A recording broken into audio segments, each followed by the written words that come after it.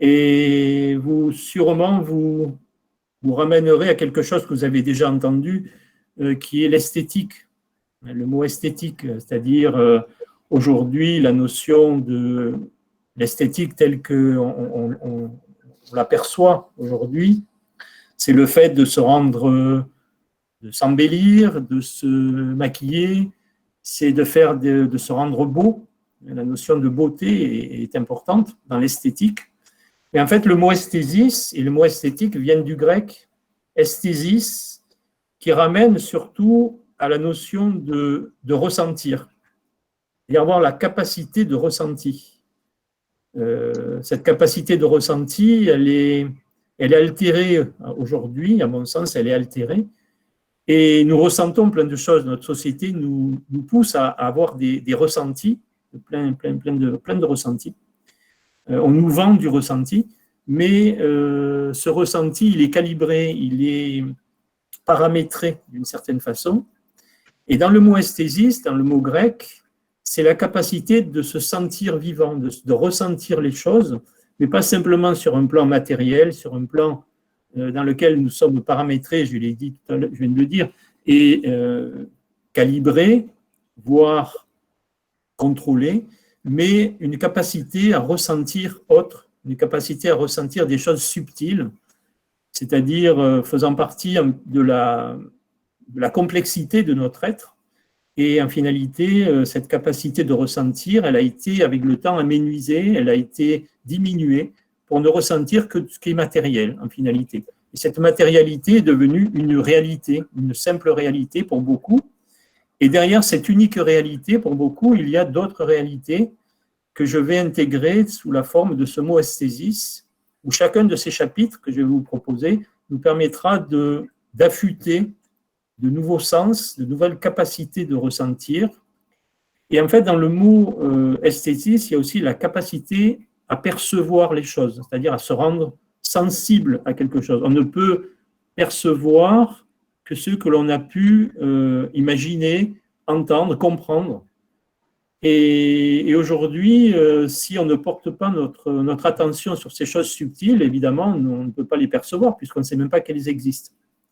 Donc, dans ces chapitres, l'idée, c'est de vous présenter des éléments de notre perception, de perception subtile que l'on a. Ces perceptions sont étouffées, on n'en parle jamais, mais il faut savoir qu'on a des sens subtils très importants et qui font partie de notre vie complète. Donc, la notion de percevoir et de ressenti s'adresse à notre intelligence, c'est-à-dire de redevenir des êtres intelligents, non pas au sens de l'instruction, mais au sens de la capacité d'intelligence que nous avons en tant qu'être humain. Donc, l'esthésis va nous permettre d'approcher tout ce qui est lié à la capacité de ressentir, d'avoir des perceptions nouvelles et d'élargir notre capacité à ressentir une énergie, à ressentir un affect, une émotion, à pouvoir rentrer en résonance aussi avec des forces subtiles que peuvent représenter des énergies de forme. C'est ce qu'on verra tout à l'heure par la géométrie.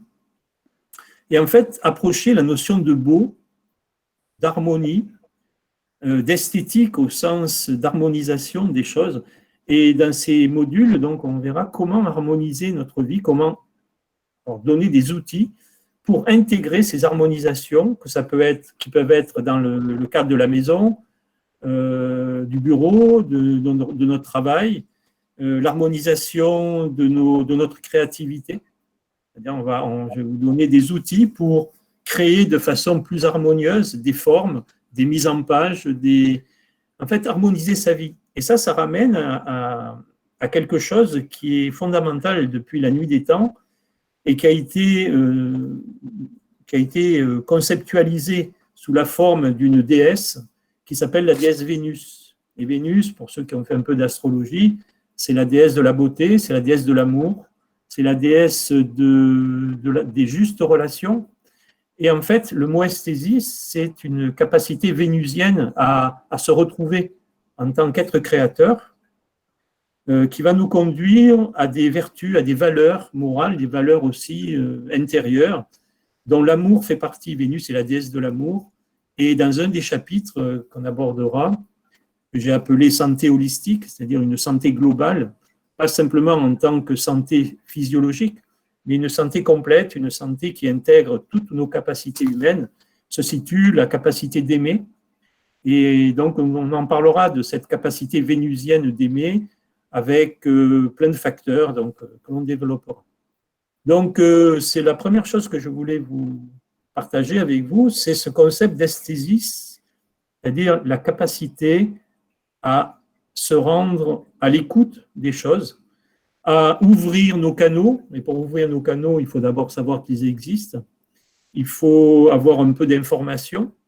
Et en fait, c'est tout un processus lent de découverte, d'écoute.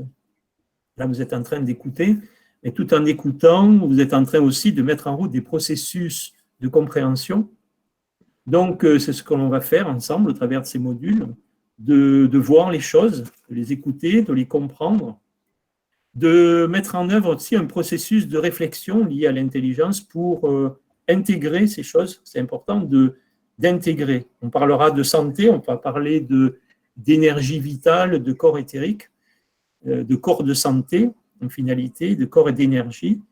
Et un des éléments fondamentaux de ce corps vital, c'est la capacité à intégrer, à digérer, à assimiler. Donc, vous voyez tout ce processus lent qui va se mettre en route, de voir, d'entendre les choses, de les comprendre, c'est important.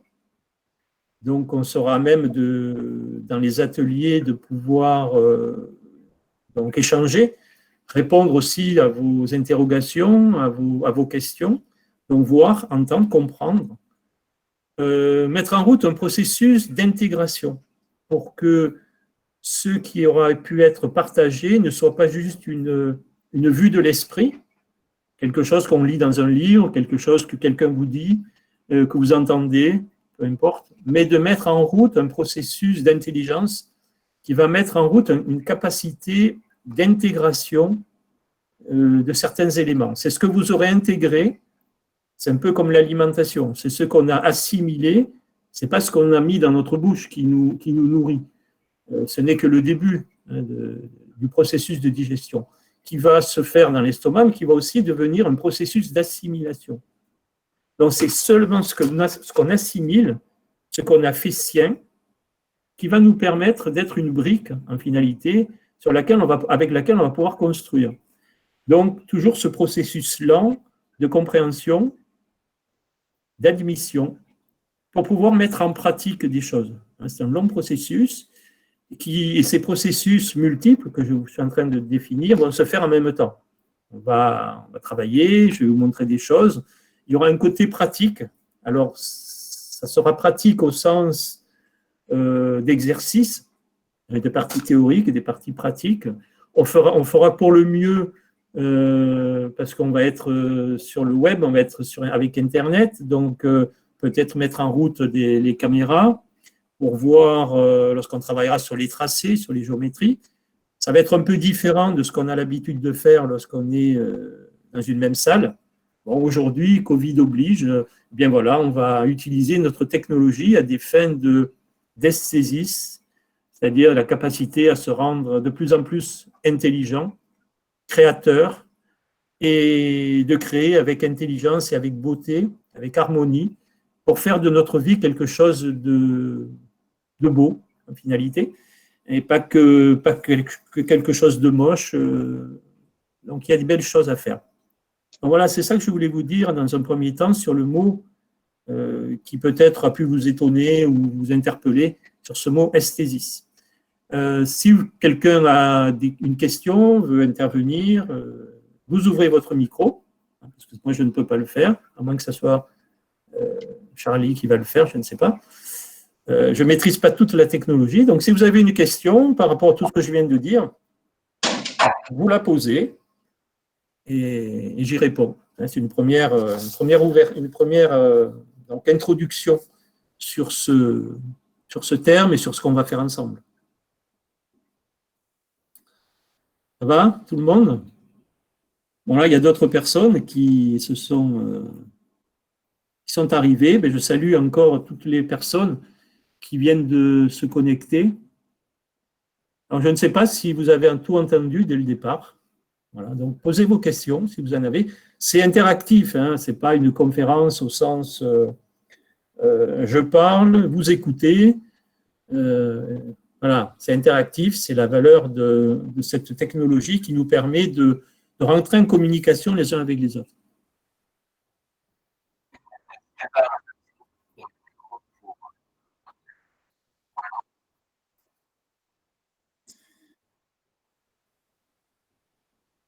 Voilà, j'ouvre le chat. Si vous avez des questions, vous pouvez les noter sur le chat. Au fur et à mesure qu'elles arrivent, je peux les développer. Tout le monde sait faire, mettre en route le chat? Oui? Oui, effectivement, oui. Bon, pas de questions? Pas de questions, ça va? Personne ne se manifeste? Bien. Je reviens sur Vénus. On reviendra sur Vénus dans les ateliers, parce que en fait, Vénus c'est associé depuis la nuit des temps. Alors, ça a pris d'autres noms. Vénus, c'est le nom qui a été donné par les Romains. Les Grecs l'ont appelé Aphrodite. Mais en fait, Vénus nous ramène à la notion de mère sous différents aspects. Mère nourricière. Vous voyez que les déesses mères avaient plusieurs fonctions. Il y a la notion de procréation, la notion de nutrition, d'entretien de la vie, dans certaines traditions même de naissance, mais de mort. La déesse Kali, qui est aussi une déesse mère.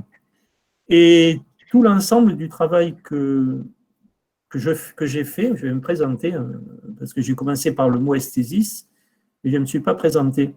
Et en finalité, ça repose sur cette relation à l'intelligence de la nature, l'intelligence qu'on porte en nous, et que beaucoup de religions, beaucoup de philosophies ont associé au concept de la mère. Aujourd'hui, il y a un concept qui se développe, c'est le féminin sacré.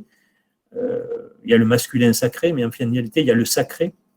Et cette relation à la mer, cette relation à la terre, cette relation à Gaïa est très importante pour moi parce qu'en finalité, je m'aperçois que c'est un fil conducteur qui, depuis très très jeune, je poursuis, ou du moins c'est ce fil qui me poursuit, cette énergie de la mer qui me poursuit et qui fait que tout ce que je fais, c'est orienté au travers de cette énergie vénusienne, cette énergie de développement de la sensibilité, du ressenti. Donc tout ça, chez moi, ça a démarré assez jeune. On va parler un petit peu de comment ça a démarré, autour de l'âge de 11 ans, 12 ans en finalité. Quand je suis arrivé en sixième, j'ai découvert une bibliothèque dans un collège un peu expérimental. Il y avait une grande bibliothèque. Et chez moi, on n'avait pas de livres en finalité. Quand j'étais jeune, je ne lisais pas, je n'avais pas de livres. Mais j'aimais la nature, j'aimais le ciel, j'observais, j'aimais l'astronomie. Et quand je suis arrivé dans cette bibliothèque, entre midi et 2, à chaque fois que j'avais des heures on va dire, de repos, eh bien, j'allais dans la bibliothèque. Et là, je suis tombé malade d'une maladie qui ne s'est jamais guérie. Ce n'est pas le Covid, c'est une maladie intérieure. Alors, je plaisante en termes de maladie parce que ça a été une passion qui s'est révélée d'un coup pour la lecture, mais surtout pour ce qui était dans les livres, pour une espèce de savoir, de connaissance plutôt, qui me parlait. Et je me suis aperçu que quand j'ouvrais les livres, tout ce qui était dedans, alors certains livres bien sûr, et certains rayons, je vous en parlerai, tout ce qui était dedans, je le savais. C'est comme si j'avais ouvert un robinet, et c'était plus qu'un robinet, c'est les chutes du Niagara de connaissances. Alors j'ai dévoré tous les livres de spiritualité, d'hindouisme, de toutes les religions, l'islam, enfin, tout ce qui existe, l'ésotérisme chrétien, l'ésotérisme dans d'autres religions. les sciences, tout ce qui était relié en fait aux énergies de la terre, de l'esprit, et philosophies. Et je me suis aperçu que voilà, j'ai ouvert un robinet et que des informations me revenaient. Des fois, je prenais des livres à la bibliothèque, je ne les lisais pas. C'est une maladie, ça aussi, que les Japonais ont nommé, je ne me rappelle plus le terme. Et je posais les livres à côté de moi, le soir, et le lendemain, j'ouvrais les livres. Et tout ce qui était dedans, alors c'est assez curieux comme histoire, mais c'est vrai. Et donc, vers l'âge de 14-15 ans, j'ai découvert, par l'intermédiaire d'un ami, une autre façon de se nourrir. J'avais déjà des petits problèmes à l'époque. Et je me suis intéressé à l'alimentation saine. Je me suis intéressé aussi, puisque je connaissais l'ésotérisme et l'hindouisme, la pratique du yoga sur un aspect spirituel plutôt. Et je me suis mis à pratiquer, faire du yoga dans mon village. Il y avait un cours, donc j'y suis allé. J'avais 14-15 ans. Donc j'ai pratiqué du yoga. En parallèle, je me découvre la capacité de faire de l'astrologie. J'étais passionné par le ciel et en même temps par la symbolique astrologique. Et j'ai découvert en fait l'astrosophie. On en parlera dans les modules. L'astrosophie, c'est la science, la sagesse du cosmos, des astres. Nous sommes reliés au cosmos. Il y a des effets de résonance entre tout ce qui est à l'extérieur de nous et à l'intérieur de nous. Et tout ça, je le vivais très, très fortement. Donc, j'ai développé tout ça. Et en fait, c'était, comme je le dis, un fleuve qui s'écoulait. Et tout ce que j'avais besoin, je le trouvais. Ça me venait. Je me posais des questions, j'avais les réponses. Je me suis intéressé à la méditation. À partir de l'âge de 18-19 ans, j'ai travaillé beaucoup sur la méditation, beaucoup pratiqué.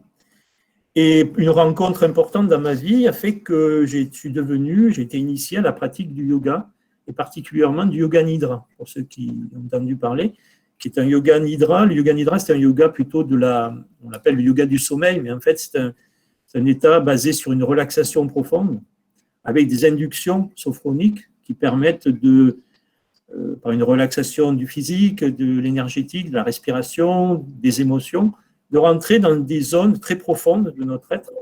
Aujourd'hui, on pourrait appeler une zone de tous les possibles. C'est très à la mode, ce terme, la zone de tous les possibles. Et dans la pratique du yoga nidra, dans cette pratique donc de l'Inde, il y a l'utilisation de pensées semences, un peu comme une graine qu'on va planter dans ce champ de tous les possibles. Une fois qu'on arrive dans ce champ, on est conduit par l'initiateur à ça, et on va planter cette graine en attendant que cette graine puisse pousser et produire des fruits, comme on plante une graine dans le jardin. Donc ça a été une grande période. J'ai beaucoup pratiqué, fait pratiquer aussi. Donc j'ai ouvert des cours d'ésotérisme à plein de plein de choses, on en reparlera. Et dans les années 90, 95, donc avec des amis, avec de la famille, on découvre une abbaye, un lieu en Haute-Provence, qui va être l'abbaye un peu mon terrain de jeu, c'est-à-dire que je vais pouvoir, avec tout ce que j'ai pu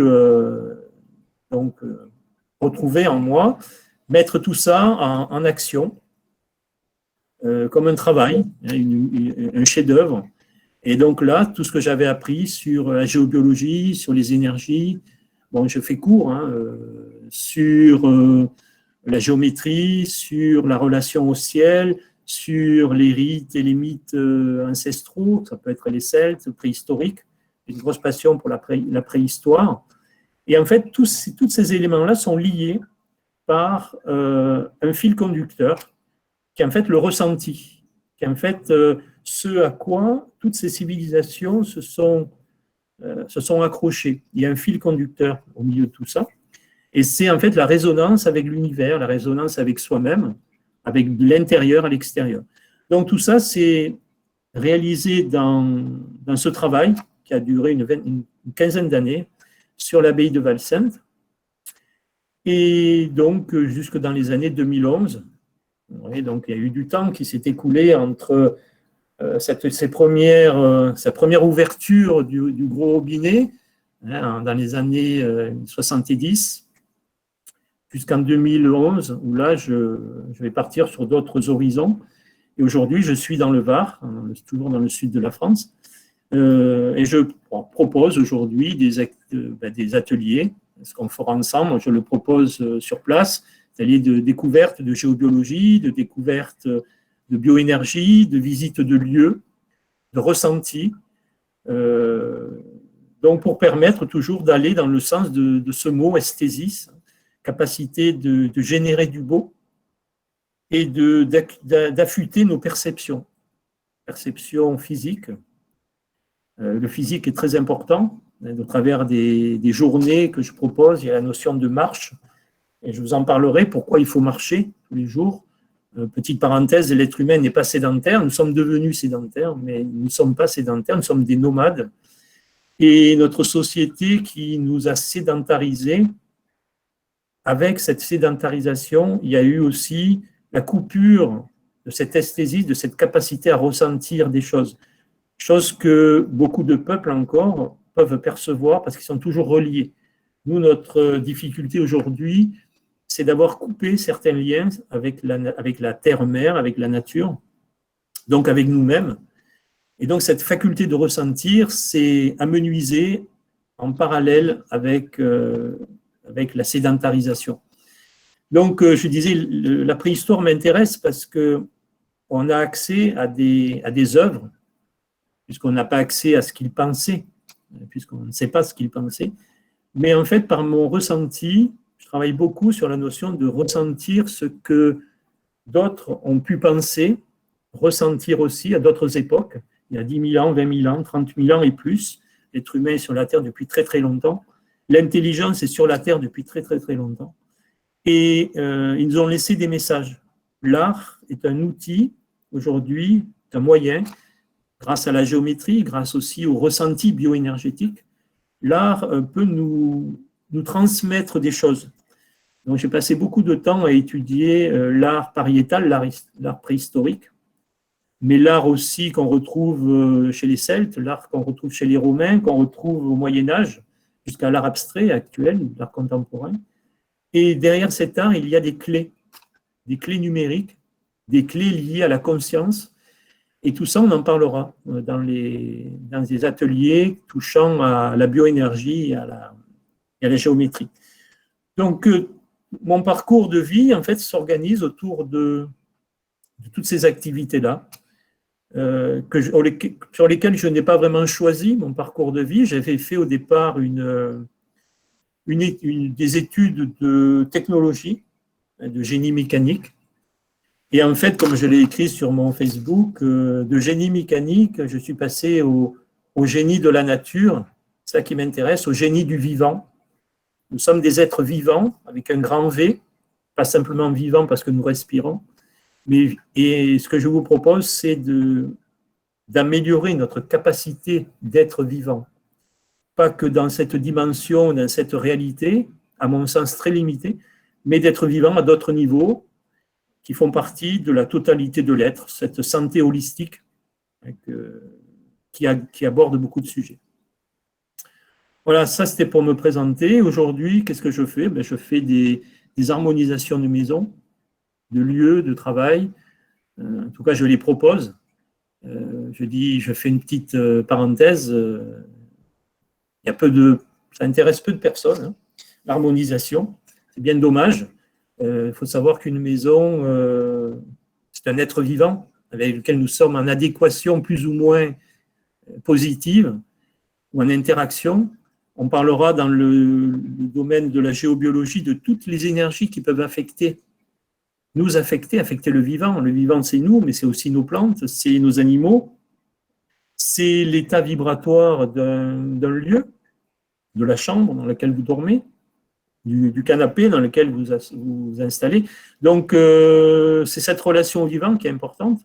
Et dans la géobiologie, il y a aujourd'hui un grand sujet sur lequel je suis très, très intéressé, mais aussi j'ai fait beaucoup de travail, donc très expert, sans se gonfler les chevilles, c'est le côté électromagnétique. C'est-à-dire qu'aujourd'hui, nous vivons dans un environnement électromagnétique certain qui a un affect majeur sur notre santé, sur notre capacité à ressentir, il faut bien le dire, sur notre conscience, sur notre spiritualité, même si on ne s'en rend pas compte. Comme je le disais tout au début, on ne se rend compte que de ce qu'on a actualisé, de ce qu'on a pu voir et comprendre. Aujourd'hui, il y a un gros blackout sur l'électromagnétisme parce qu'on baigne dedans, en électrosmog.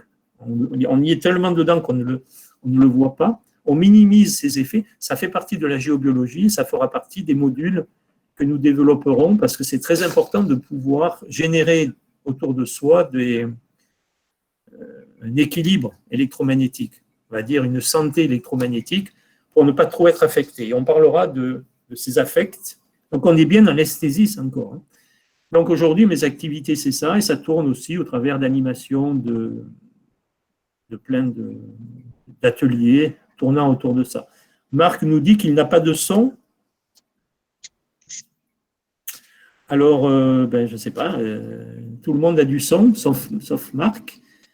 Peut-être qu'il faut chercher dans les paramètres de son ordinateur.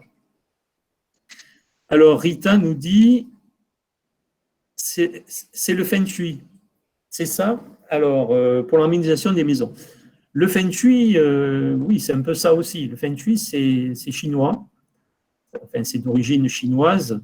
C'est culturellement associé à la forme de pensée de la Chine, qui est très différente. On n'est pas des Chinois.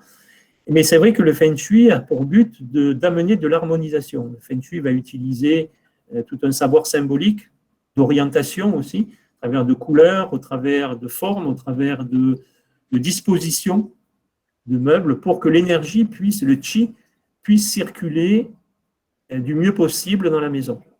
Et ça revient à dire ce que j'ai dit tout à l'heure, lorsque je parlais de nomadisme ou de sédentarité. La sédentarité, le fait qu'on soit assis pendant des heures au même bureau, on sort du bureau, on fait quelques heures de bagnole, on va dans sa maison, on est assis dans le canapé, c'est pas du nomadisme, ça c'est de la sédentarité.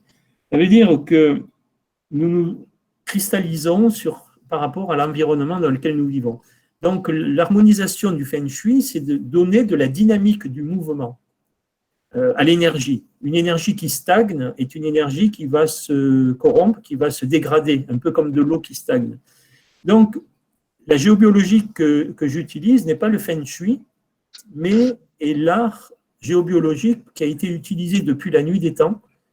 Lorsqu'on regarde, par exemple, une pierre levée, un menhir, eh bien, on va s'apercevoir que ce menhir n'est pas posé, cette pierre n'est pas posée n'importe où.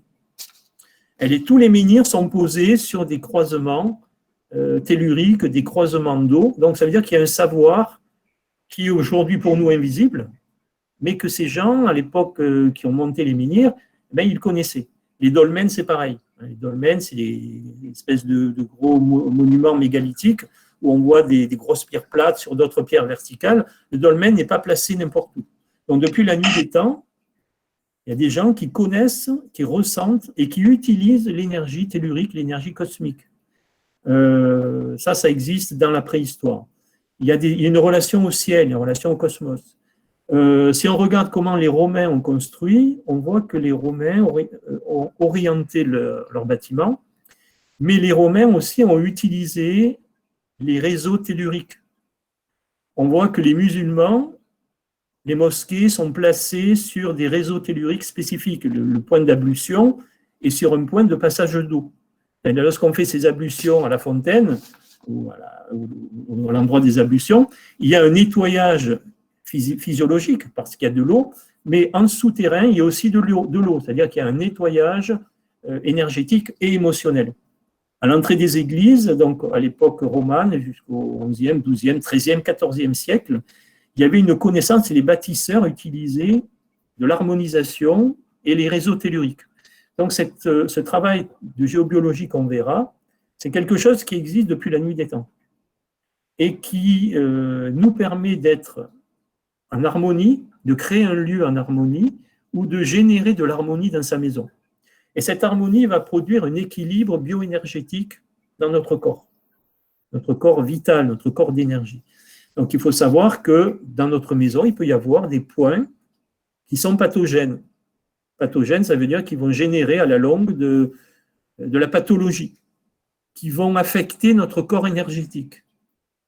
Et en affectant notre corps énergétique, eh bien, il va y avoir un affect sur le physiologique. Donc voilà, la différence avec le Feng Shui, elle se situe à ce niveau. Elle est beaucoup, la géobiologie, même les Chinois ont construit avec de la géobiologie, tout en adoptant un processus Feng Shui pour un équilibre énergétique lié aux couleurs, je le dis, lié aux formes, mais sur un support géobiologique humanitaire que tout le monde a utilisé depuis la nuit des temps. Désolé pour Marc, il me dit qu'il n'y a pas d'audio. Donc, je ne sais pas comment on peut l'aider, Marc. Pour les autres, ça va? Faites un petit signe. Hein, tout le monde entend? Parfait. Donc, Rita, j'espère que j'ai pu répondre à ta question. Est-ce que vous avez d'autres questions? Vous pouvez mettre sur le chat. Alors, il est 20h34. On a fait une petite introduction. Vous avez vu qu'au travers de tout ce que je viens de dire, j'ai fait référence au chapitre. Donc, il va y avoir 5 chapitres. On pourrait en mettre 6, on pourrait en mettre 7. On va arrêter sur 5. Pourquoi 5? Pourquoi pas 4? Mais en finalité, on s'en fout. L'important, c'est de cibler 5 grands chapitres importants dans lesquels il y aura aussi des interrelations avec les chapitres. Là, je viens de parler de géobiologie. Je vous ai dit que les énergies telluriques ont une action sur les énergies corporelles, sur la bioénergie, sur les énergies vitales. On donne un exemple. Si sous votre lit, il passe un courant d'eau, souterrain, je ne parle pas d'eau d'une canalisation, même ça peut être à 10 mètres, à 20 mètres, à 50 mètres sous votre lit, sous terre. On sait aujourd'hui qu'avec des instruments technologiques, qu'à l'aplomb de l'eau, à la verticale du passage d'eau, eh bien, il y a des champs électromagnétiques. C'est mesuré en gigahertz, c'est-à-dire des fréquences très, très, très élevées, des micro-ondes, en fait. On sait qu'il y a des rayonnements gamma. Les rayonnements gamma, c'est des rayonnements ionisants, capables de détruire la matière. Souvent, quand je fais des harmonisations, je regarde aussi l'état des maisons. Et des fois, il y a des maisons toutes neuves qui sont toutes fissurées de bas en haut, exactement là où passe l'eau. Donc, l'eau est capable de détruire le ciment, de détruire le béton, de détruire toute la matière.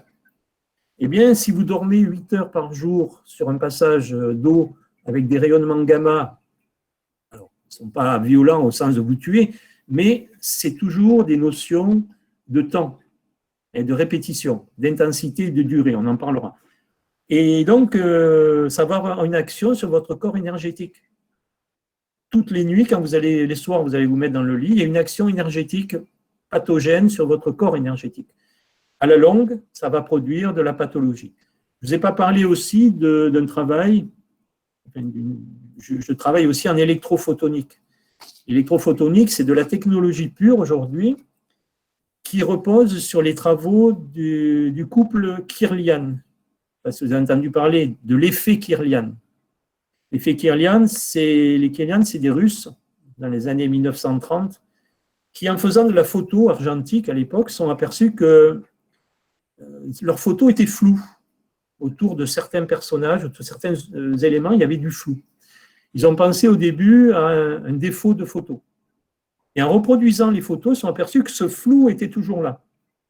Et ils sont aperçus, en fait, que autour de chaque chose qui est vivante, il y avait une énergie lumineuse qui rayonnait de cet élément vivant. Par exemple, on prend une feuille d'un arbre, donc elle est vivante sur l'arbre.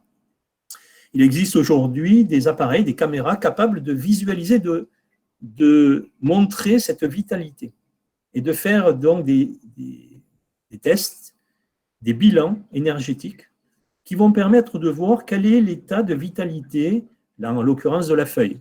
Plus on attend, plus la feuille se dessèche et plus la vitalité disparaît. Donc aujourd'hui, il y a des caméras qui existent, que j'utilise, parce que je suis praticien en électrophotonique, et je vous en parlerai dans le chapitre de bioénergie, qui permettent de faire ces bilans sur un plan de la santé, où tous les systèmes énergétiques et les systèmes de santé organiques vont être étudiés sur un plan électrophotonique. C'est-à-dire qu'on peut faire des bilans sur un plan énergétique en sachant que des années avant qu'une maladie s'inscrive dans la matière, elle est déjà présente dans l'énergétique. Donc tout ça, on le développera. Donc 5 chapitres. Juste pour répondre à une question de Dounia, quels endroits de la maison ont un potentiel pathogène? On ne peut pas savoir quel endroit. Il n'y a pas deux maisons identiques. C'est là où il va falloir apprendre en géobiologie à ressentir, à identifier, à évaluer les énergies telluriques ou autres. Ça peut être des énergies de forme aussi. Il y a peut-être des objets dans votre maison qui sont capables de déstructurer votre énergie. Alors on connaît, il y a souvent des masques, on sait que les masques africains, par exemple, travaillent beaucoup, ont beaucoup d'énergie de forme. Mais il n'y a pas que ça. Et ça peut être un objet que vous avez acheté, qu'on vous a offert, qui peut être chargé d'une charge énergétique préjudiciable. Donc, ce n'est pas toujours la notion de lieu, c'est au travers des chapitres d'apprendre un maximum d'informations pour que vous puissiez, vous, de votre côté, devenir, alors, un tant soit peu, autonome. C'est sûr que quand vous avez fait quelques cours de géobiologie, de bioénergie, de géométrie, vous êtes un débutant. On peut apprendre plein de choses et mettre en route déjà de la recherche. Bon, mais quand ça fait 20 ans, 30 ans, 40 ans qu'on pratique, on a un peu plus d'expérience. Alors tout ça, on le verra, on en parlera. Donc on ne peut pas dire un lieu est pathogène sans avoir étudié, ressenti ce qui se passe. Aujourd'hui, je travaille aussi à distance. Ça veut dire qu'il y a des endroits où je ne peux pas aller, mais ça n'empêche pas de ressentir, on en parlera. La pensée, le ressenti n'est pas lié à l'espace ni au temps. Le ressenti est indépendant du temps et de l'espace.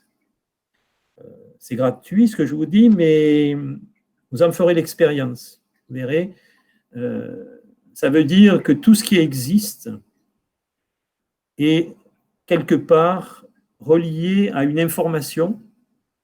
Et ce que je vous propose par ce mot esthésis, puisque vous l'avez compris, c'est la capacité à développer son ressenti, c'est d'affûter son ressenti pour rentrer en résonance et en connexion avec ce qui est. Donc en finalité, l'être humain, ce n'est pas un problème qu'il n'a pas accès. Le seul problème, c'est qu'on ne sait pas et on a perdu les liens, on a perdu les connexions. L'être humain est capable, on le sait, du meilleur et du pire, mais l'être humain est capable de se connecter, de se retrouver en connexion avec les informations de l'univers tout entier. Mais là-dessus, évidemment, on en parlera en bioénergie, nous avons de la distorsion. Nous avons généré de la distorsion, un peu comme une note de musique pure qui peut être influencée par une forme de distorsion, et à la sortie, ce n'est plus pur. Un filtre, ça peut être un filtre coloré, ça peut être un filtre sonore, ça peut être un filtre de croyance. Les croyances, nos croyances sont des filtres qui limitent notre capacité d'esthésie, c'est-à-dire une capacité de ressenti. Donc tout le travail que je vous propose, c'est de nettoyer les vitres, de nettoyer les filtres, de nettoyer les croyances, pour arriver à quelque chose qui est une forme de neutralité, de justesse de perception. Alors c'est très subtil tout ça. Vous savez qu'aujourd'hui, il y a plein de gens qui perçoivent plein de choses. On est dans un monde où on entend plein de choses. Et il faut faire très attention à la façon qu'on écoute, à la façon que l'on croit. Et il va falloir mettre de l'intelligence. C'est ça le mot esthésis. Mettre de l'intelligence pour arriver à faire votre propre ressenti. Ne pas rien prendre pour gratuit, pour argent, comptant, mais mettre en route votre intelligence. Et mon objectif dans ces modules, dans ces chapitres, c'est de vous éveiller, c'est un partage, en fait, à la synthèse de mon cheminement, voilà, c'est ce qu'il est, au travers de tout ce que j'ai pu faire. Et moi, je m'évertue à mettre de l'intelligence, à ne pas croire, à ne pas écouter simplement et puis de m'arrêter là, mais de voir, d'entendre, de comprendre, de faire tout un processus, comme j'ai dit tout à l'heure, de compréhension, mais aussi d'admission profonde. Il faut que ça résonne, il faut que ça soit juste. Donc, travailler la justesse pour pouvoir faire des choses, mettre en pratique et obtenir des vrais résultats. Donc, je me méfie de tout, en finalité, et de rien, parce que je vais tout passer au crible de ce que je veux mettre en avant. L'intelligence qui existe autour de nous, c'est l'intelligence de la nature. La nature est intelligente, pas au sens humain, elle est parfaite. Regardez la nature, regardez la vie, comment elle s'exprime. Et nous avons tout à comprendre de la nature. Et tout ce que j'ai mis en œuvre depuis ce début de prise de conscience, quand j'avais 12 ans, 13 ans, c'est de mettre en avant cette intelligence qui n'est pas une intelligence humaine, qui est une intelligence que l'on porte en nous, et qu'on pourrait appeler une intelligence spirituelle, intelligence de l'esprit, qui n'est pas le fruit ou l'apanage d'une personne, mais de notre capacité à être humain. C'est ça que nous avons perdu, par des endoctrinements de toutes sortes, des croyances de toutes sortes. Et moi, ce que je vous invite, c'est à aller un peu plus loin, à oser se remettre en question, oser mettre sur la table ce qu'on croit, on peut en parler, et on n'est pas là pour faire de la polémique, on est là simplement pour développer de l'esthésis, développer la capacité à un ressenti de plus en plus juste. Et ça demande la capacité de remise en question. Si on n'a pas cette capacité de se remettre en question, si tout est verrouillé en nous, ne restez pas, c'est même pas la peine de perdre votre temps. Moi, je m'adresse simplement dans le partage à des personnes capables de pouvoir entendre, et même si ça ne résonne pas encore, de pouvoir en discuter, non pas pour que je puisse avoir raison, mais qu'on puisse échanger et voir une lumière, une intelligence, en fait, une logique spirituelle. Et moi, c'est là-dessus que je pose toute ma démarche depuis que je suis petit, c'est d'avancer sur une logique spirituelle. La spiritualité doit être logique. Ce n'est pas une vue de l'esprit, c'est quelque chose qui est lié à une intelligence globale, holistique, dans laquelle nous existons, nous vivons, nous co-créons, nous collaborons, ou au contraire, nous ne collaborons pas parce que nous sommes devenus ignorants. Donc, l'esthésie, c'est la capacité à laisser l'amour, la connaissance, la justesse s'exprimer. On prend des risques en faisant ça parce qu'on peut être amené à avoir des... Bon, c'est ça l'évolution en finalité. C'est un processus d'évolution et qui repose sur l'intelligence. Donc l'intelligence que pour moi Gaïa exprime, que cette intelligence est dans l'univers tout entier, un univers beaucoup plus vaste que nos télescopes peuvent l'imaginer, le voir, un univers fait d'esprit, en finalité, d'esprit vivant. Et l'esthésie, c'est ça. Donc 5 modules. Un basé sur la géobiologie, notre relation au vivant, découvrir ce que peuvent être des éléments géobiologiques. Je parlais tout à l'heure du tellurisme, vous avez entendu parler peut-être de réseaux, de monde éthérique, d'énergie éthérique, d'individus, enfin de formes de vie éthériques. Donc, dans cet aspect géobiologique, il y aura de l'électromagnétisme. On est en plein dedans. On utilise l'électromagnétisme grâce à la technologie d'Internet. Internet est une énergie éthérique. On en parlera aussi. C'est quelque chose qui est en train de se mettre en place depuis quelques années et qui correspond à notre changement de paradigme et de croyance et de civilisation. Donc, on parlera d'électromagnétisme, la 5G, on en parle, on entend parler. On téléphone tous les jours. Chez nous, il y a le Linky, on a les box, le Wi-Fi, l'électricité, parce qu'on parle que des micro-ondes, mais aussi l'électricité, elle est de partout chez nous. Elle est dans les lampes, elle est dans tous les appareils. Donc tout ça a un effet. Ça peut être pathogène, effectivement, mais on va en parler. Ça, c'est le premier module. Alors, quand je dis premier, c'est pas celui-là, peut-être qu'on verra en premier, je n'en sais rien. Je vais m'arrêter après de parler, quand on aura vu les 5 modules, et je vous dirai, je vous laisserai un peu la parole pour que vous puissiez vous exprimer. Deuxième module, la bioénergie. Bioénergie, l'énergie vitale, en relation avec la géobiologie, avec les énergies de la Terre. Mais là, on parlera plus, et encore, de tout ce qui est lié aux vibrations, aux états vibratoires, aux états informationnels. On va parler de notre corps énergétique, qui pourrait aussi s'appeler corps éthérique ou, et plus loin, le biochamp, notre corps informationnel. Comment nos énergies fonctionnent en nous, comment nous sommes en résonance avec le vivant, avec tout ce qui nous entoure. Donc ça, c'est la bioénergie, ça va être le deuxième chapitre. Un troisième chapitre qui va être la géométrie. Pourquoi la géométrie? Parce que la géométrie est liée, si vous regardez bien la nature, les fleurs, les rochers, tout ce qui existe se cristallise, se développe, se grandit avec des formes géométriques. Vous voyez, des fleurs avec 3 pétales, avec 6 pétales, et ainsi de suite. C'est-à-dire que la géométrie fait partie des forces archétypales, des forces premières qui permettent aux forces de la vie d'être modelées pour devenir des objets, pour devenir des éléments vivants. Donc, dans la géométrie, on va accéder aux lois qui sont à la source du vivant. Nous sommes un être géométrique. L'être humain est un être géométrique. Nous sommes construits avec des géométries. On en parlera, et particulièrement la géométrie du nombre d'or. Il y a d'autres géométries. Donc, on apprendra à tracer. Parce que tracer, prendre un compas, prendre une feuille, prendre une règle, c'est mettre en route des processus d'esthésie, de ressenti. On va répondre à quelque chose qui se passe en nous. Le fait de tracer un cercle va éveiller quelque chose en nous. On va faire de la métaphysique des nombres. Les nombres sont porteurs d'informations. Tout ça, c'est de la géométrie. Et en fait, tout ça, cette géométrie va nous amener à un décodage des formes, décodage de l'art, va nous donner des clés de créativité.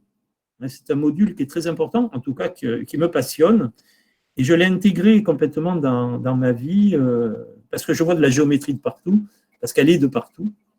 Et Platon disait que nul n'entre en ce lieu s'il n'est géomètre. La géométrie fait partie des arts majeurs qui étaient à la source de tout. Même dans la préhistoire, il y a de la géométrie. Derrière chaque peinture préhistorique, il y a de la géométrie. Et tout ça, on le partagera. Donc, troisième module. Le quatrième module, c'est l'astrologie ou l'astrosophie. Cette relation à l'univers, aux symboles, aux éléments, aux zodiaques, aux planètes, toujours par cette loi de résonance. Je vous expliquerai que nous ne sommes pas influencés au sens premier par les astres, mais que nous portons le cosmos et l'univers en nous. C'est parce que nous le portons en nous que nous réagissons en résonance avec des éléments extérieurs. C'est comme ça que l'astrologie fonctionne et a été perçue dès la nuit des temps. L'astrologie a évolué, elle s'est transformée, et je vous parlerai aussi de cette relation qu'on porte en permanence à l'univers. Donc c'est l'avant-dernier module, le quatrième, et le dernier, c'est ce que j'ai appelé la santé holistique. Ça va être un module plus branché sur l'évolution, la spiritualité, l'astrosophie, la composition subtile de notre être, les lois de la nature, les lois de la vie, les lois de l'évolution. Un peu comme un marin a besoin de connaître les marées, les courants, les récifs, les écueils, eh bien, on a besoin de connaître les lois. Sinon, nous sommes hors la loi. Ça, on le sait, dans notre société, ça fonctionne. Mais bien souvent, nous sommes hors la loi par ignorance. Donc, on ne sait pas. Et il y a des lois, en finalité. Et on parlera aussi, on abordera la notion de connaissance, d'éveil de la connaissance, mais surtout de l'amour, qui est un mot très galvaudé. L'amour du Verseau. Nous approchons, on parlera de l'ère du Verseau. Et on verra qu'il y a des choses à faire pour apprendre à aimer toujours plus et mieux. Donc là aussi, ça fera partie de ce module qui est très important.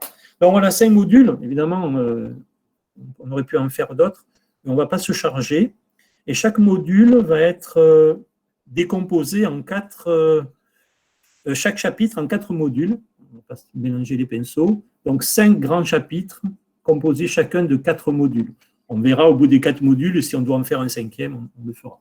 En gros, 5 x 80, une vingtaine d'interventions, voilà, qui pourront se faire étaler dans le temps. Donc, pour moi, je n'ai pas l'idée de commencer par un module particulier. Et l'idée qui m'est venue, c'était de pouvoir vous poser la question, après tout ce que vous avez entendu. Pour certains, on se connaît, hein, donc on se connaît, vous participez pour beaucoup pour certains à mes activités, vous avez pu participer déjà à des ateliers de géométrie, des sorties, de la géobiologie, peu importe. Et l'idée que j'ai eue, c'était de vous demander d'abord qui serait intéressé, bon, il y a un intérêt certain puisque vous y êtes, mais qui serait intéressé de pouvoir donc s'inscrire à ces modules et à ces chapitres, et en fonction de la demande et de la, non pas de l'unanimité, mais on va dire d'une majorité, de pouvoir commencer par un module ou un autre, et peut-être de lancer 2 modules en même temps. On parlera aussi de la notion d'heure et de jour, pour voir s'il y a plutôt des jours qui vous correspondent, qui vous intéressent plus que d'autres, dans lesquels vous êtes plus libre, et de pouvoir peut-être enchaîner un module après l'autre, sur l'après-midi ou un soir. Voilà. Donc maintenant, la parole est à vous. Vous pouvez intervenir. Mettez en route vos micros pour ceux qui veulent parler. Et on va faire un petit sondage rapide. Alors, je vais vous. Est-ce que tout le monde a mes coordonnées mail? Je vais les mettre. Je vais le taper. Donc, mon mail, c'est alain@gmail.com. Donc, alain@gmail.com. Je l'envoie. Donc, tout le monde doit l'avoir. J'ai fait un site internet sur la géobiologie et l'électromagnétisme. C'est facile, c'est toujours pareil. C'est www.alaincorrent.com. C'est la nombrilisation. Je suis de partout. Il y avait aussi un site plus sur l'électromagnétisme, on en parlera, que j'avais fait il y a quelques années. Mais là, donc, déjà, vous avez les éléments. Vous pouvez accéder aussi à Facebook, on t'appelle Alain Corrent. Voilà, j'essaye d'être connecté avec l'énergie du Verseau, alors qui est un peu dévoyée encore, mais d'Internet. Voilà, qui veut s'exprimer? Alors, vous n'êtes pas obligé de vous exprimer tout de suite. Il va falloir, pour ceux que ça intéresse, que vous rapidement, vous puissiez faire un retour. Si déjà ce soir, un petit tableau. Les personnes qui sont là, parce qu'il y en aura sûrement d'autres, parce qu'il y a eu à peu près 25 personnes inscrites, et pas tout le monde est là.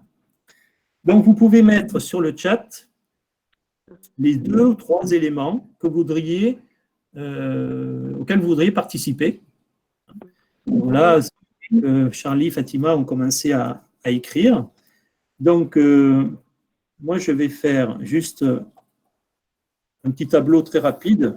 Et si vous ne voulez pas répondre ce soir, vous avez besoin de réfléchir, mais quand vous le voudrez, vous m'enverrez un mail ou vous m'appelez. Je vais vous donner mon téléphone aussi. Alors, c'est un téléphone France. Hein. Il faudra rajouter 0033 et enlever le 0. Alors, géobiologie. Alors, quelqu'un veut parler? Allez-y, hein, je vous écoute. J'ai bien parlé, moi. Alors,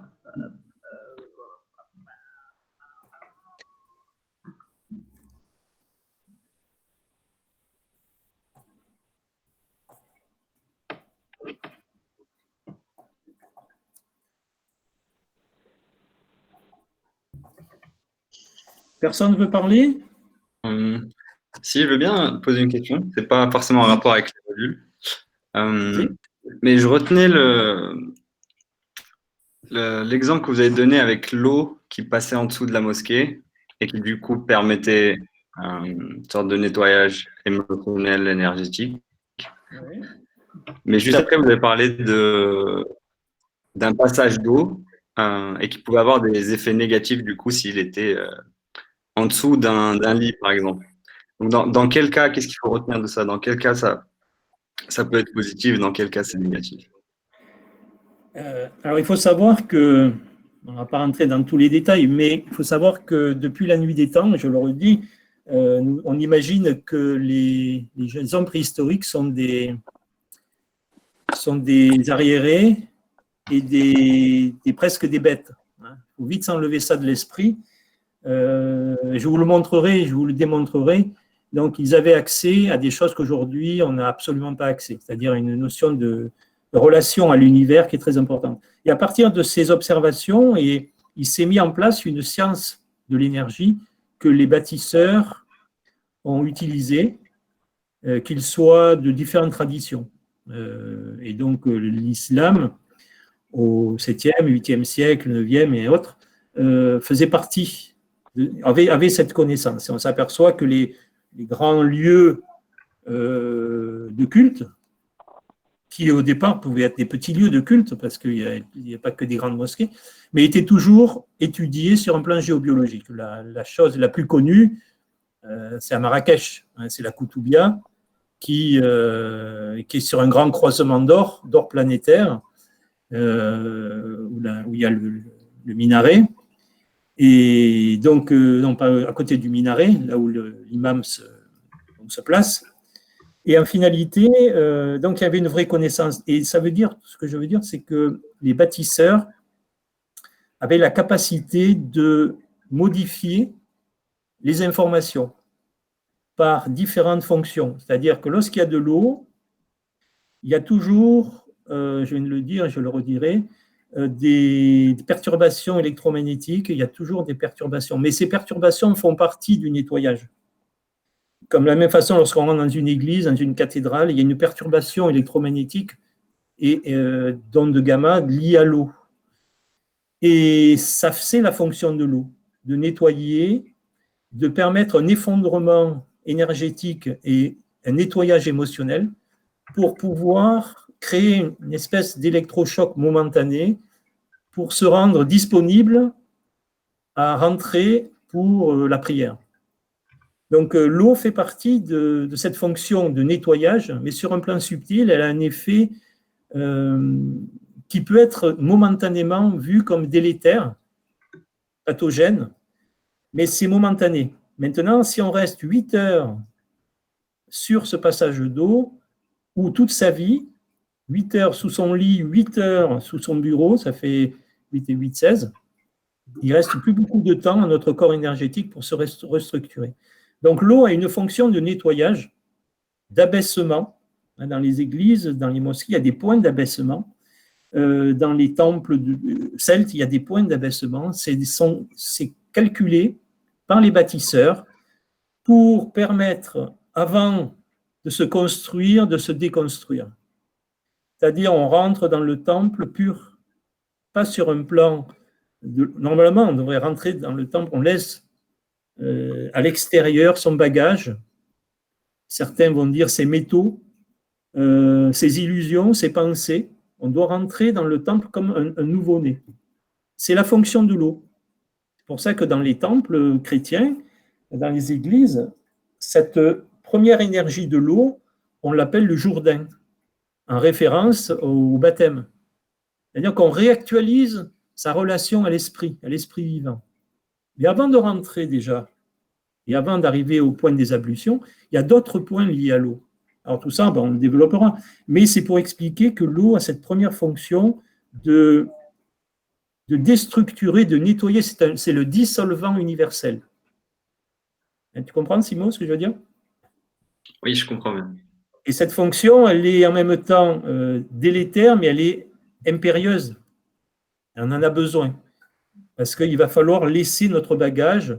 Parce que si on rentre dans les lieux de culte avec nos pensées, nos problèmes, nos problématiques, on n'est pas disponible à l'esprit, à la prière ou à autre chose, peu importe.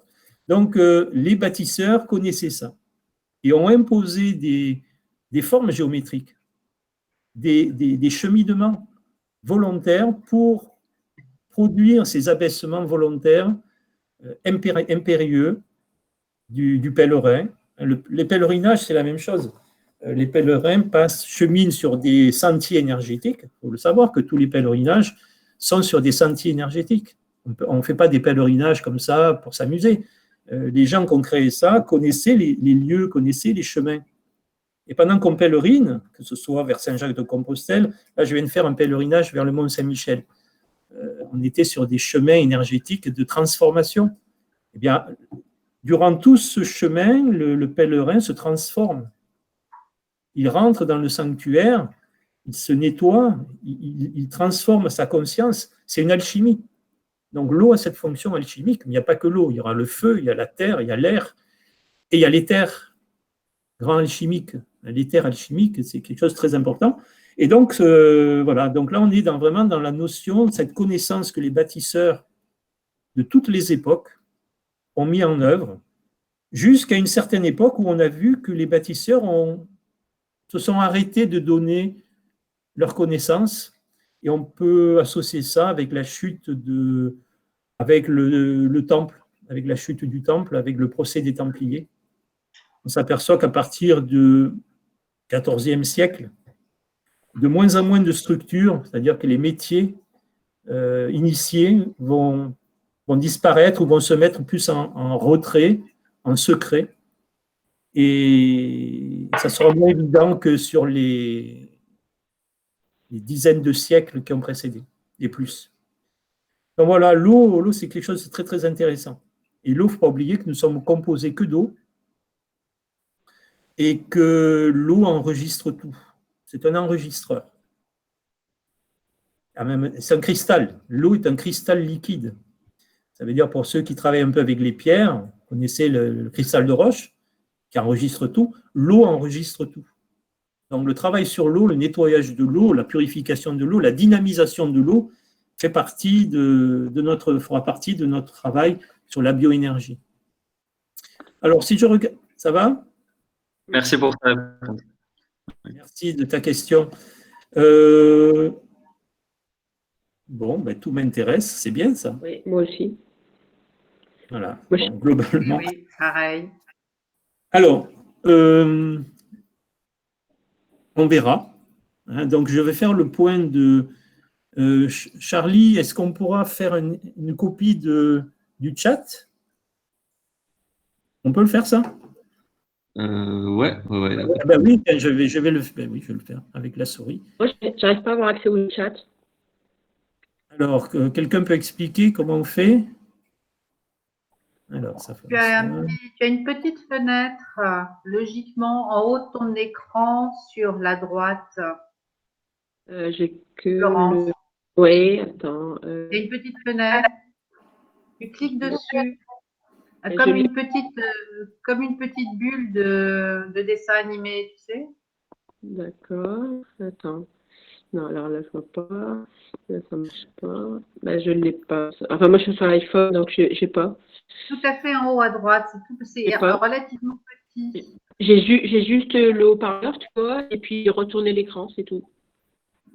Alors, attends, un tout petit peu. Alors, et sur la barre au-dessus, tu l'as pas? Elle n'apparaît pas? Toute petite? Rien du tout. Attends, on va essayer de voir. Sinon, peut-être que vous pouvez nous dire à l'oral. Hein. Oui, c'est pas grave. Mais donc, c'est Florence qui parle? Oui. Bon, mais Florence, tu me l'enverras, c'est pas grave. Alors, ce qu'on va voir maintenant rapidement, par rapport aux questions, combien de temps? Donc, tout m'intéresse, mais peu disponible. Alors, l'idée, ça serait de ne pas faire trop long, parce que c'est de faire des modules. Les modules, il y en aura 20, hein, d'à peu près 2 heures, avec une petite pause au milieu, pour boire un petit coup, pour se rafraîchir les neurones. Donc, ça sera toujours convivial, hein, on ne va pas se casser la tête là-dessus, il y aura donc, vous verrez. Mais l'idée, ça serait de faire des modules de 2 heures. et de commencer, donc voilà, 2 heures, après de passer à un autre module. Je pense qu'on pourrait commencer par faire 2 modules d'affilée. On verra lesquels. Vous serez tenu informé, puisqu'à partir de ce soir, il y aura aussi des informations pour les autres qui n'ont pas pu être là. Est-ce que le dimanche convient à tout le monde? Oui. Est-ce qu'il y aurait d'autres dates impératives pour certains? Globalement. Bon, ce soir, c'est dimanche. Ça pourrait être l'après-midi aussi. Oui, sans problème. Si on fait 2 modules, ça veut dire qu'il faudrait... bon, 4 heures, c'est long, mais il faudrait donc prendre soit un après-midi, soit prendre un petit peu sur le soir. Alors, en sachant qu'il y a le couvre-feu, Voilà. ça voudrait dire qu'il ne faut pas déborder, laisser le temps de rentrer à certains. Si certains, tout le monde est chez soi, moi je ne suis pas chez moi, donc il va falloir que je rentre. Moi je me fais une fiche, hein, ce n'est pas un problème. On pourrait terminer à 21h par exemple, ou 22h, je ne sais pas. Donc là, pareil. C'est une bonne idée. C'est une bonne idée avec le couvre-feu. De toute façon, on est coincé chez nous. Donc, Oui. Voilà. Autant utiliser le temps à se cultiver, connaître, apprendre, partager, discuter. Ben oui, pourquoi pas? C'est le Voilà. but. Ben voilà. Et, je trouve ça comme très bien. et l'idée, est-ce que samedi, ça vous conviendrait aussi? Oui. Oui. Bon, après, donc il y a samedi aussi, ça serait pour beaucoup. Ce que je vous propose, c'est, bon là, vous avez noté un petit peu pour certains, ce qui vous intéresserait. Les créneaux, ça serait plutôt d'organiser sur une journée ou 2 jours, hein, le samedi ou le dimanche. Et en semaine, est-ce qu'il y a des personnes qui seraient libres en semaine? Ouais. Oui. Moins finalement. Oui. Aussi. Elisabeth, pas libre. Bon, ok. La plus grosse difficulté, ça ne va pas être d'animer les modules et les chapitres, mais de pouvoir se mettre d'accord sur les dates et les horaires. On va essayer de réfléchir là-dessus. Dans Rita, plutôt dimanche, début ou fin d'après-midi. Par contre, une question, Alain. Oui. Est-ce que tu penses qu'il y aura possibilité de voir les modules en replay si on ne peut pas être présent pour un module? Alors, oui, voilà. je m'avance, mais oui, hein, Charlie, okay. On va parler. Donc, il y aura la possibilité, ça va être enregistré.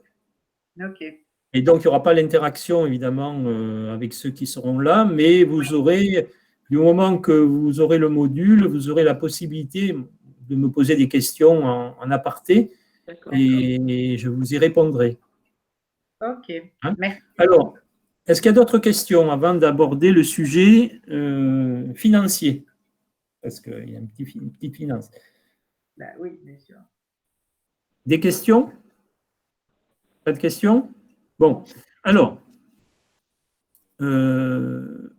l'idée, c'est que vous puissiez, évidemment, quand on parle d'un chapitre entier, serait au prix montant de 70 € pour 4 modules.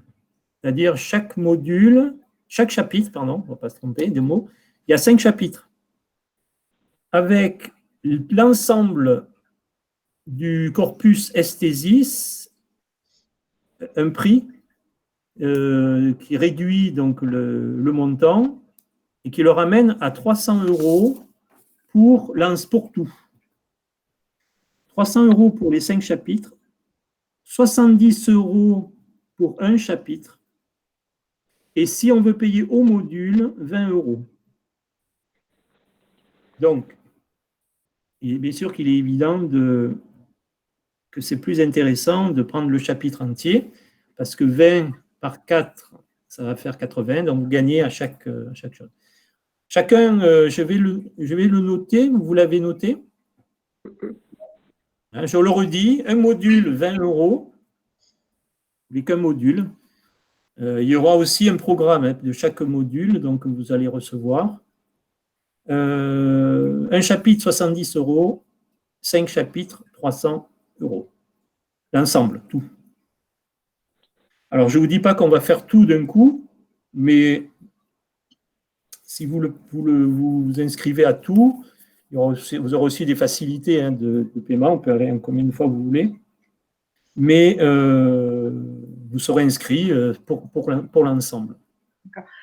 Juste une chose que je n'avais pas notée, un module, donc en gros, ça représente quoi à peu près? C'est 2 heures un module, c'est ça?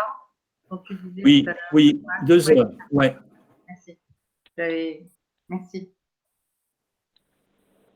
Le chapitre, donc 4 modules, 70, et tout l'ensemble, 300. Alors, moi, qu'est-ce que je voulais vous dire? Donc, il y aura besoin donc, de votre inscription. Vous y réfléchissez. Donc, ça se fera par mail ou par téléphone. Hein. Et donc, à inscription, je vous enverrai, il y aura un retour, une facture, enfin un papier comme quoi vous êtes engagé. Et vous recevrez les liens comme ce soir. Mais d'abord, on se mettra d'accord sur les horaires et les... Moi, je note que le dimanche, c'est une bonne... alors, pas dispo dimanche, Florence, en fin de journée. Oui, dimanche aussi. Et le mardi soir, mais s'il y a des replays, ça devrait le faire pour moi. OK. On verra. Après, par exemple, si vous prenez un chapitre et qu'une fois... et si tout le monde est d'accord, il va y avoir peut-être X inscrits, tout le monde est d'accord, on en discute ensemble, de modifier la date ou l'heure, on pourra le faire. Il n'y a rien de figé, il n'y a pas... Voilà, on essaie d'adapter au maximum pour convenir à tout le monde. Parfait. OK. Alors, à quelle fréquence tu donnes? Alors, une fois qu'on aura démarré, là, il va y avoir, sur un plan un peu technique, d'attendre peut-être au moins une semaine ou deux, comme a dit Charlie, pour diffuser l'information. Et après, la fréquence serait une fois par semaine. OK. C'est-à-dire qu'en gros, un chapitre, en un mois, on peut le faire. Super. D'accord, une fois par semaine, d'accord. OK. Voilà. Donc, ce que je voulais vous dire, vous avez d'autres questions? Charlie, tu veux intervenir?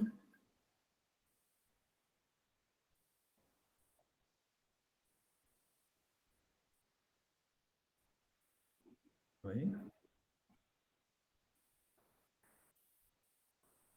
Voilà, donc on vous invite tous à suivre Shanti, de suivre de près. Il y aura plein d'informations. Vous recevrez, vous êtes inscrit, maintenant vous avez laissé votre mail, vous recevrez de l'information.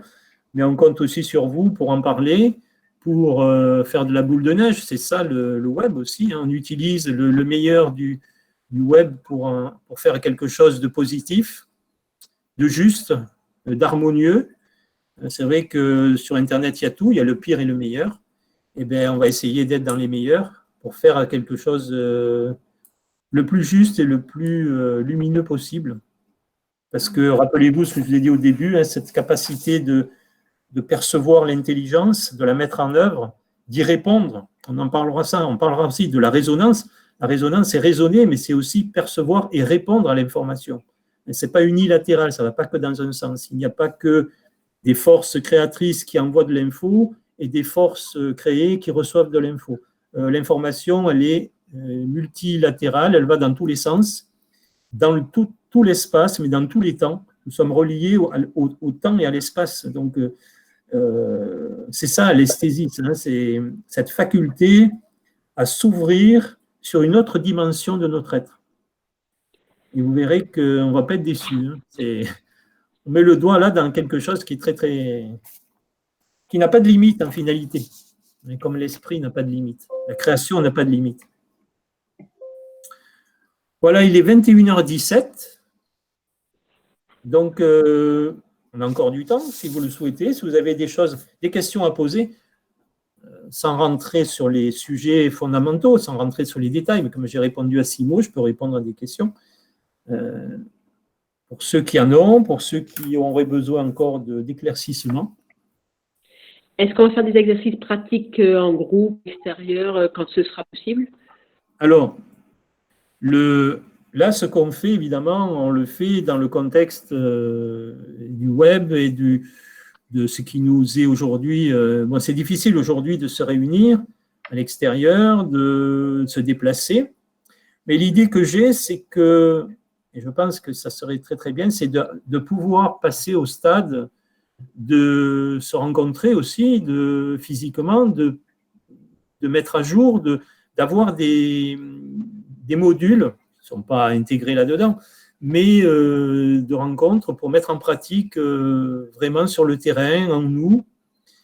Et je ne l'ai pas dit, mais depuis l'époque de l'abbaye de Valsainte, dans les années 95-96, l'abbaye de Valsainte a évolué, puisqu'il y avait dans le groupe un pépiniériste, un horticulteur, paysagiste, et l'abbaye de Valsainte est devenue l'abbaye des roses. Donc, il y avait une pépinière de roses et donc un jardin. Et dans les années 2000, un peu avant, avec une amie, donc j'ai découvert un pays qui est devenu cher à mon cœur, qui est le Maroc. C'est vraiment un pays qui m'est très, très, très cher et dans lequel j'ai compris aussi pourquoi j'y allais. Et ça fait partie, on en parlera, de ces modules. Et en finalité, en allant au Maroc, on a rencontré, on était sur Ouarzazate, une vallée, qui est la vallée des Roses au Maroc, et avec laquelle on a fait un jumelage. Et à partir de ce jumelage de la fête des roses au Maroc et la fête des roses qu'on faisait dans l'abbaye, donc j'ai organisé avec le temps des séjours, des marches dans le désert, des découvertes de ce pays sur l'aspect géologique, énergétique, spirituel et autres, astronomique aussi, parce que il y a une observation du ciel qui est incroyable. Et donc là, peut-être vous avez vu que grâce à la plateforme Chanty, il y a des personnes qui sont en France, en Europe, et d'autres sont au Maroc. Et que peut-être l'idée serait belle aussi, lorsque tout sera possible, de pouvoir nous réunir et de vous faire partager peut-être des choses en Europe, mais aussi dans ce pays extraordinaire du Maroc, et dans lequel il y a tellement de choses extraordinaires à faire, à découvrir, à partager, que voilà. Donc, ça sera peut-être l'occasion de mettre en pratique et de passer du temps ensemble, réellement, physiquement. Bon, c'est un projet, hein. On va attendre que toutes ces histoires-là se tassent. On nous a promis encore quelques mois on verra, on n'en sait rien.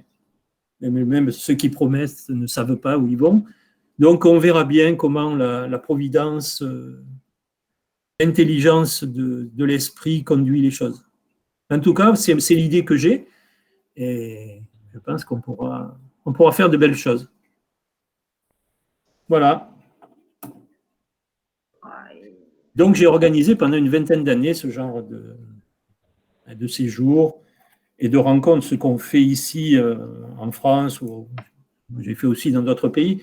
On pourra le faire sur plusieurs jours ailleurs, évidemment. Donc, des questions? Alors, qu'est-ce qu'on m'a dit? J'ai vu une question passer.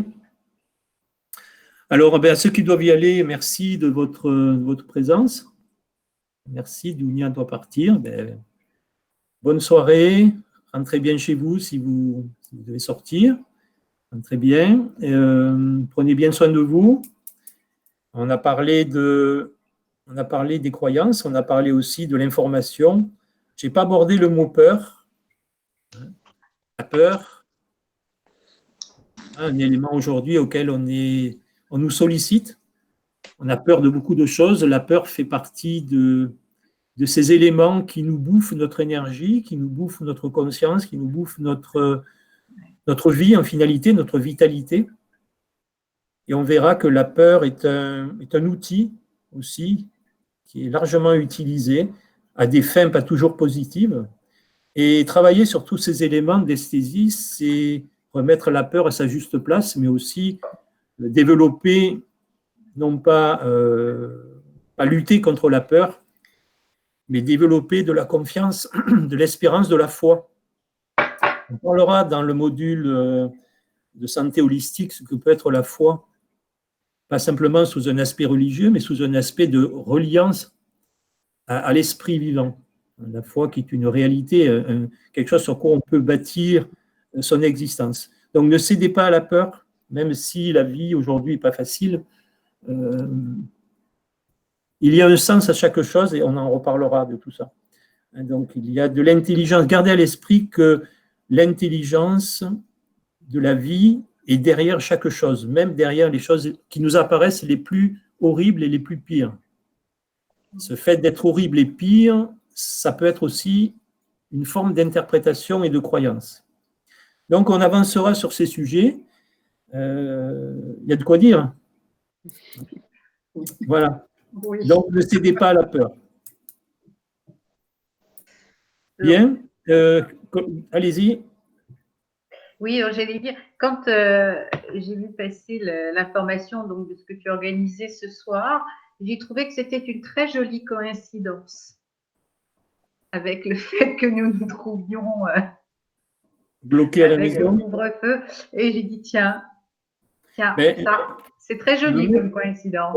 J'aime bien le mot coïncidence, mais effectivement, oui, c'est de la synchronicité, c'est oui. de l'intelligence en finalité, mais être intelligent, c'est quelque chose qui nous dépasse. Il faut retrouver en finalité, et il faut s'ouvrir à l'intelligence et accepter les choses comme elles, bien souvent, elles se proposent et comment elles s'articulent. Et bon, voilà, ça tombe bien, puisqu'effectivement, depuis ce soir, on peut plus sortir. Bon, ben, on est à la maison, on est tranquille, on partage. Voilà, et effectivement, ça permet aussi, juste une parenthèse, c'est que tout ce qu'on ne pourra pas faire à l'extérieur, on va le faire à l'intérieur, puisque c'est une période propice aussi à un changement. Oui. Donc, une privation relative de liberté, même sensorielle, on met un bandeau devant les yeux, nos sens autres vont s'activer beaucoup plus, notre sens kinesthésique, notre sens auditif, olfactif va s'ouvrir. Donc, derrière cette histoire qui semble être horrible, évidemment, il y a des morts, il y a tout ce qu'on veut, il y a aussi du sens. Je ne vous ai pas parlé de géographie sacrée, ça pourrait être un autre module, mais ça va être difficile. Mais je vous en parlerai au travers de la géométrie. Mais au travers de tous mes travaux en géographie sacrée, on va s'apercevoir qu'il y a cette notion de plan, d'organisation globale, holistique de la nature, de la vie, et nous vivons dans un plan intelligent. J'espère qu'à la fin de ces chapitres, vous aurez la conviction, parce que vous l'aurez compris et intégré, admis et intégré, que le hasard n'existe pas. Mais qu'il ne faut pas dire bêtement amen à tout. Il faut développer son intelligence.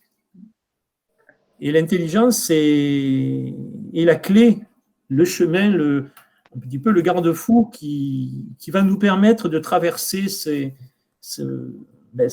rivières, ces vallées, tout ce chemin que je vous propose.